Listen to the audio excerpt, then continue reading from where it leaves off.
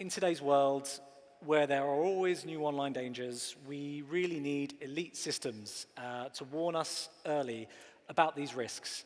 And technology is changing fast, so that's why AI has become super important in keeping us all safe online. Now, this session is all about how AI can fix and find online security problems and identify them before they cause great damage. So we'll start off by asking Helmut, can you start by explaining how AI can be used to identify and mitigate cybersecurity vulnerabilities? And can you tell us about any cool ways that that's already been done? Yeah. Good afternoon, everybody. Assalamu alaikum. I am representing Palo Alto Networks. We are a cybersecurity specialist, and just to give you one number, we are detecting every day 1.5 million new attacks that have not been there before. Newly individual identifiable attacks. This cannot be done by humans, so AI is part of the solution. And we have been doing AI, machine learning, for more than 8 years now. We did not start when ChatGPT, the generative AI, was announced. And it's built across our different platforms. And why is that important? Because we believe that the threat landscape that you are facing here in the kingdom, in the region, but also globally, and this has been shared since the morning, is actually exponentially growing. And AI brings 3 dimensions to it. It's going to be more speedy, or it allows for more speed on attack side. It allows for more scale. We heard about ransomware as a service. Now you can even program it and get scale and speed. And it will allow for an even higher sophistication, if you think about social engineering. And taking this together with the ingredients, what drives the threat landscape that is exposing you as public organizations, as enterprises here in the kingdom, which is geopolitics is a driver. A driver is your supercritical infrastructure that you have here, supplying energy to the world. It's the AI and digital transformation that you're having. And with that, we believe you need to leverage AI on that. And how do we do that? Is we combine telemetry data of security from firewalls, networks, the cloud assets, and we provide it then into Security Operations Center solution that we provide. And that gives an outcome based on AI, which is basically 10 seconds mean time to detect and 1 minute mean time to repair. Because the topic is that the speed, the time between infiltration of an organization and exfiltration of data is shrinking. It was about 40, I think I heard it in the morning as well, somebody said it was 2 months in the OT infrastructure people were wandering around. It was about 40 days 2021. It's been 5 days last year. And with AI, it's going to be a matter of hours. So in a nutshell, AI enables what we believe is the future, which is real-time cybersecurity and highly automated cybersecurity, because we human beings, we cannot deal with all of that at the same time. Now, that's how AI can identify and nip these risks before they happen. Ken, on the flip side, what are some of the common tactics used to manipulate or poison AI systems that we need to be aware of? Yeah, I think many of the techniques being used now are really not that different from typical techniques that everyday hackers use, right? And what these criminal organizations are doing, or nation states that are pointed in the wrong direction, are coming up with ways to access. Sorry, that's a drone that's going around. That came up in the last panel I did. Try to ignore it. Coming up with ways to access AI, right. and poison the data. So creating situations where AI is starting to hallucinate, starting to actually act as a bad actor within an organization's environment. And once that gets out into the wild, it's it's really hard to bring back in.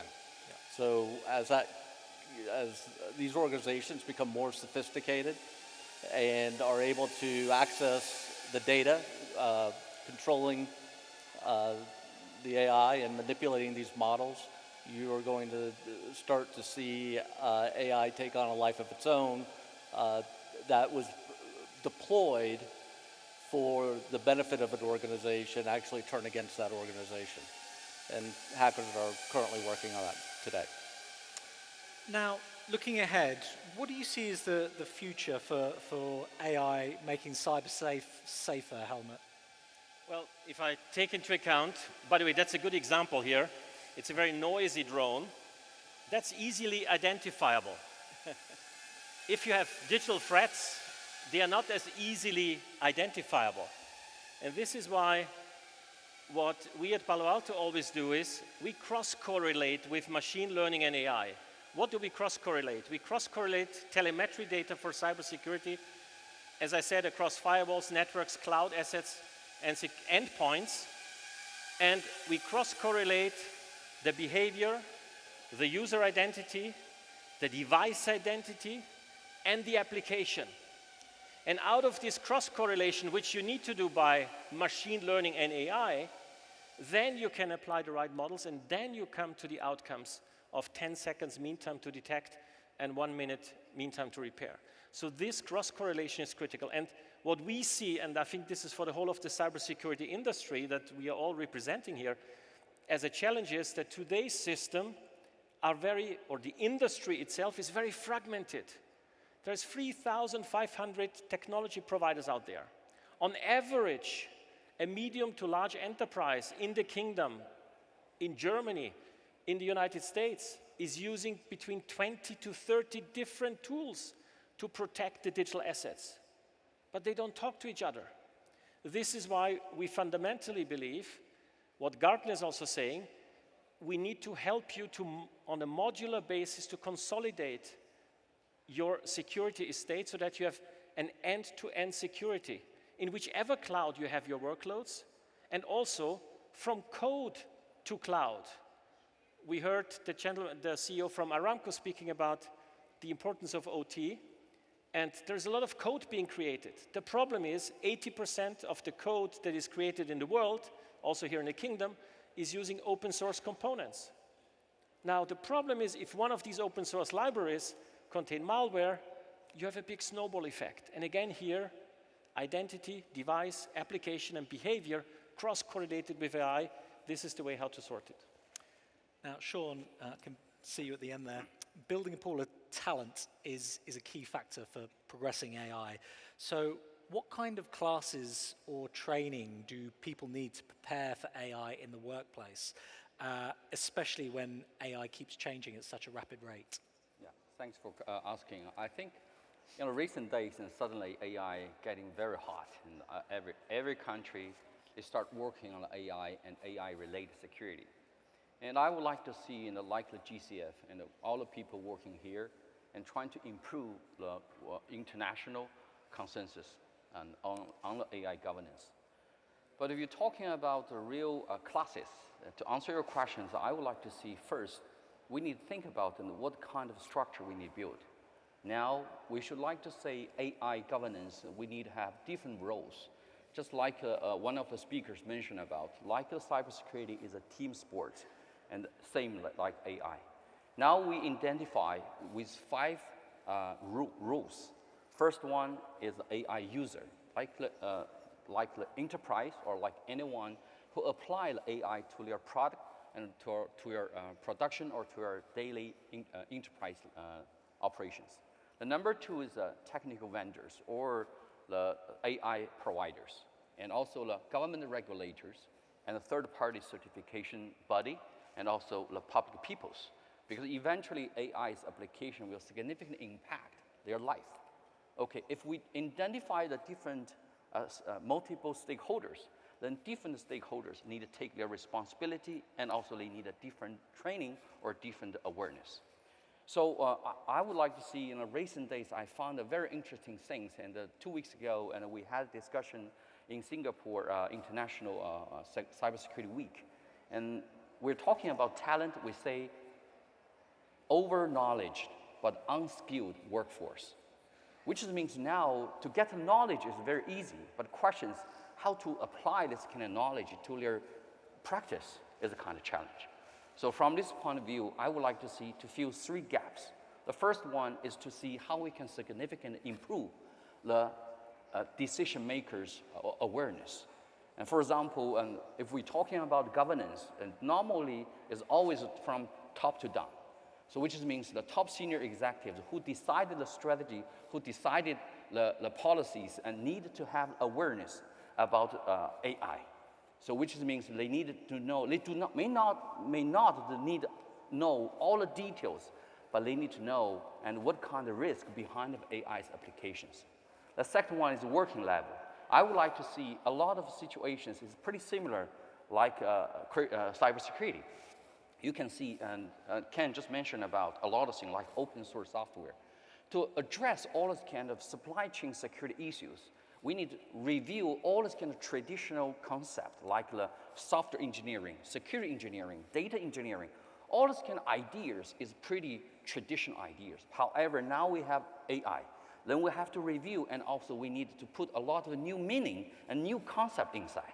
That can absolutely consolidate the cornerstone of the basic abilities in the working level or technology levels to support the fast growth of the digital transformation and also the AI applications. The third one, and probably is like a training inside universities. While we work together with 79 universities in China, and we figured out a lot of universities still using a very old textbook. So that's the reason why we work together with top 11 universities to see how we can share our practice on software engineering capabilities together with them. Then using this way, and we train all this kind of training of trainers, the young teachers, and as well as the young graduate. And once they finish the graduation, they already understand what is the practice inside industry. They can quickly update, quickly catch up the industry practice. Thank you. And now, another key issue is collaboration, not just in the workplace, but across the world. And that's a complex challenge. So can you explain how different countries can set rules for AI, even when they're not all necessarily aligned on how to use the technology? For instance, when ChatGPT first exploded, Italy wanted to ban it for a certain amount of time. So it's a very complex challenge, and I've heard people say, if you don't have worldwide regulation over AI, you've got no regulation. Ken, do you agree with that sentiment? I do agree with that. The adoption of generative AI has surprised me considerably over the last year and a half. And, for me, and my belief is, the regulations, whether they're on a country basis or on a worldwide basis, are going to be playing catch up for the future. And I don't think we're ever going to totally catch up through coming up with a comprehensive set of regulations or standards. Things that I think we can do are things like what we're doing today, where we're sharing information, we're sharing ideas, and I think the GCF has done a big service to the entire cyber community. Other things we can do is come up with standards as a community, not necessarily trying to get governments to cooperate with one another, but as a community of cyber professionals on what the role of AI should be as it relates to cyber. Standards around modeling, standards around data, the ability to share data across country borders, and coming up with safe and effective ways to do that, I think, is going to be a big step in the right direction. And ultimately, the more data that can be shared honestly and securely, I think the more likely we are going to be able to catch up with any bad use of the technology. Yeah, Helmut, what's your take? Well, first of all, cybersecurity is a universal topic. because digitalization is happening everywhere, notably also here in the kingdom. On the other hand, we should not dream. We should be realistic that we will not have tomorrow immediately one standard across the globe, which means we need to respect different ecosystems of digital space regulation or cybersecurity regulation. For example, Sean is coming from Shenzhen.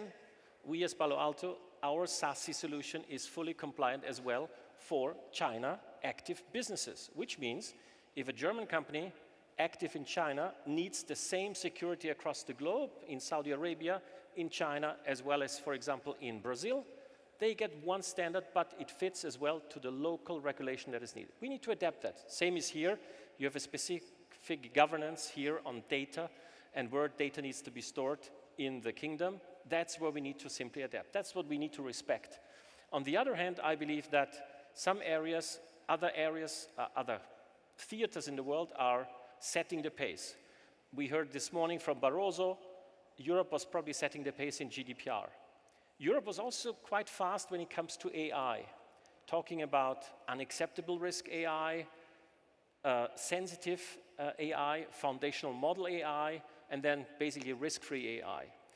Now, this week, US has also issued the first executive order on AI. This will help to set the scene, to get the discussion going, and to get to a better level. And of course, AI, I think regulation is kind of needed because there is a big potential of using it for the dark side of the world against your industrial, your enterprise, your public sector services that you want to provide. And I can only see it also in Europe. You know, about 1 year ago, President Biden issued an executive order as well on attack surface management. ASM, attack surface, it does, you step from outside and look into an enterprise, what are your risk areas and vulnerabilities? And he forced every entity of the federal government of the US to do an attack surface analysis every 7 days. This is by far not the standard in Europe. But the closer you get to the Ukraine border, I can tell you, Baltics, you heard the lady from Estonia this morning, the more alertedness you have on that. So I think this will set step-by-step the standard, and I think the world will step-by-step converge on that. But again, let's not dream and be realistic. Now, you're all senior leaders within your companies. What do you think are the most important things for leaders to think about when they're making rules in order to strike a balance between promoting innovation and safeguarding against potential risks? So I'll give you all a chance to answer here. So let's start with Sean. Thank you for the question. You know, actually, we think probably, first of all, we need to say AI is not a product. AI is a general enabling technology. If you compare with the last round of the industry renovation, like the computer science, they change everything, right? So from this point of view, I would like to see if we're talking about all the rules and the governance, and probably is not need to focus on AI technology itself, but need to think about how we can build the rules, structures, and governance structures, and to manage this kind of scenarios or this kind of product. If we not talking about the application scenarios, so we're talking about AI governance, there's no meaning, because AI technologies are evolving, right? They are changing. If you based on changing technology, talking about the governance, sometimes cannot generate the concrete things. That's number one. Number two, I think, we are facing a lot of challenge and probably generated by AI. And first of all, we need to say, and AI eventually will support or serving the people, so which is the people-oriented technologies. So the governance or rules, and first of all, need to improve the applications. So from this point of view, and that's the reason why we create this kind of internal governance, which define the intention, define the principle, and define the scenario, and define the product, and how we apply the technology inside of solution or inside of business situations. I think whatever from the security by design or security by default, or security by operations. We need to pay attention to the overall for end-to-end life cycles management for AI application. That probably it can bring more concrete meaning for AI governance. Ken, number one thing for leaders to think about when implementing I these. think there's a big decision coming up for technology leaders, especially developers of software in the cyberspace. And that decision is when you turn over more and more responsibility to the AI technology. You know, when does that shift happen where right now, or in the immediate future, AI can serve as a very good co-pilot?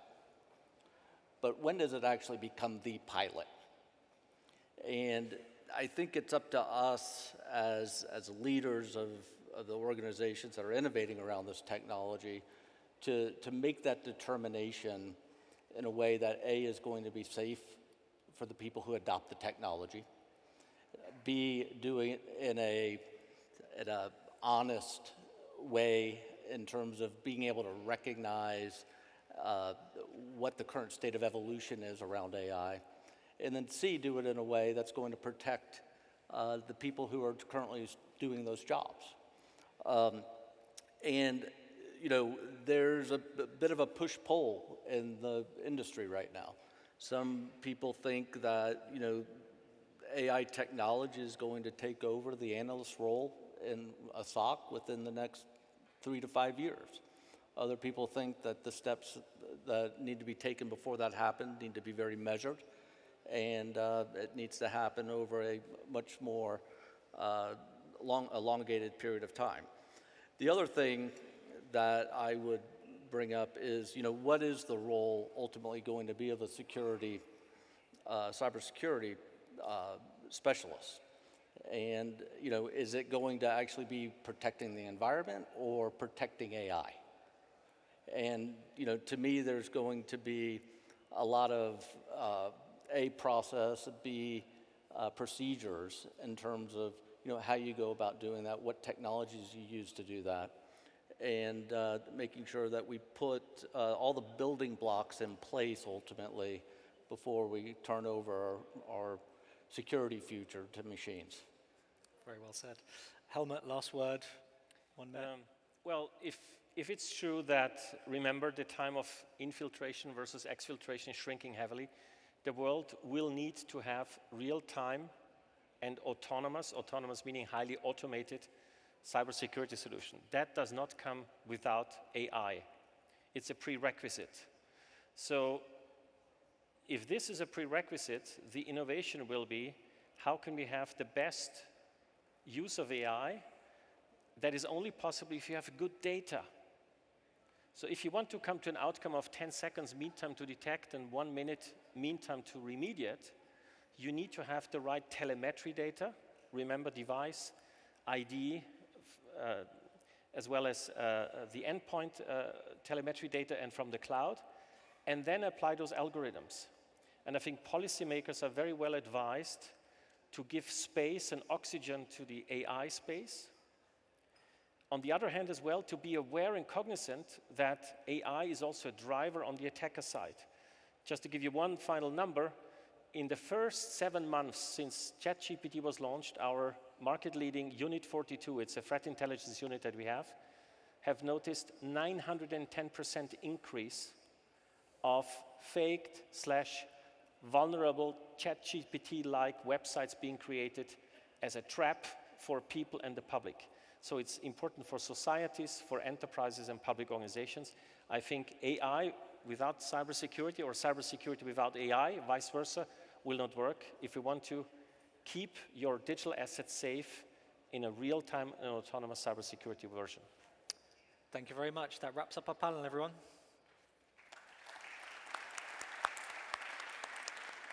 There's a 10-minute break before the start of the next panel, so there we go.